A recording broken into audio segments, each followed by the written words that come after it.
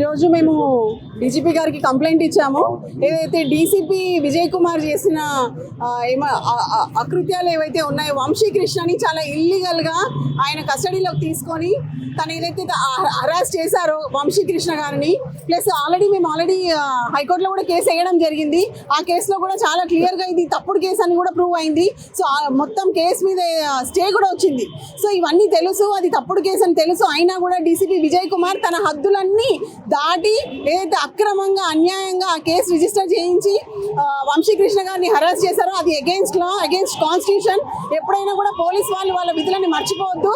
వాళ్ళ విధులని మర్చిపోయి political బాసెస్ని please చేయాలనే ఒక ఉద్దేశంతో మాత్రమే తన విధులన్నింటినీ పక్కన పెట్టి ఏదైతే ఈ అరాచకానికి డీసీపీ విజయ్ కుమార్ పాల్పడ్డారో డీసీపీ విజయ్ కుమార్ని అయితే వదిలేదు. తప్పకుండా మేము చట్టరీత్యా అతని మీద కేసులు ఫైల్ చేస్తాం, హైకోర్టులో రిట్ పిటిషన్ ఫైల్ చేస్తాం.